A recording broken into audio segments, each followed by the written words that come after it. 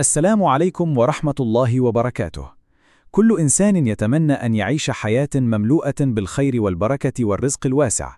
قد يبذل المرء جهده ويعمل ليل نهار، ومع ذلك يشعر أن الرزق لا يتسع أو أن البركة تتناقص. وهنا يطرح السؤال نفسه: هل الرزق مرتبط فقط بالسعي والعمل، أم أن هناك أسبابا أخرى خفية تفتح أبواب الرزق وتزيده أضعافا مضاعفة؟ في هذا الفيديو سأحدثكم عن جملة من الأعمال التي إذا التزمتم بها بصدق وإخلاص ستجدون أثرها واضحا في توسيع الرزق وزيادة البركة في حياتكم، في المال، في الصحة، في الوقت وفي العلاقات. فتابعوا معي إلى النهاية، فالنقطة الأخيرة قد تغير حياتكم تغييرا كبيرا.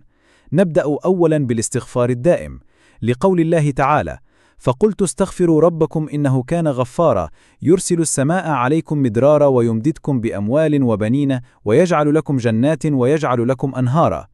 فالاستغفار ليس فقط لمحو الذنوب، بل هو سبب مباشر لجلب الرزق ونزول الخيرات. 2. صلة الرحم.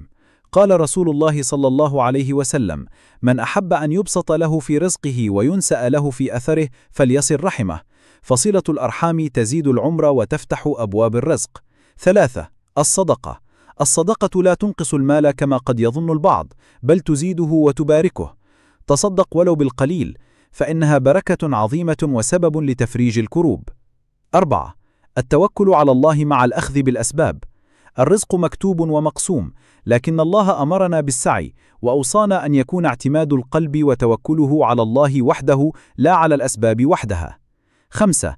الدعاء بالرزق والبركة. كان رسول الله صلى الله عليه وسلم يدعو قائلا: اللهم إني أسألك رزقا طيبا وعملا متقبلا. فالدعاء باب عظيم لطلب الزيادة في الرزق. 6. الرضا والشكر.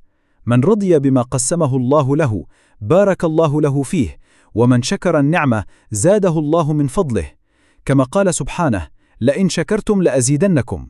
7. قيام الليل والدعاء في الأسحار. في ساعات السحر والثلث الأخير من الليل أبواب السماء مفتوحة، والدعاء فيها مستجاب، وفيها بركات لا توصف.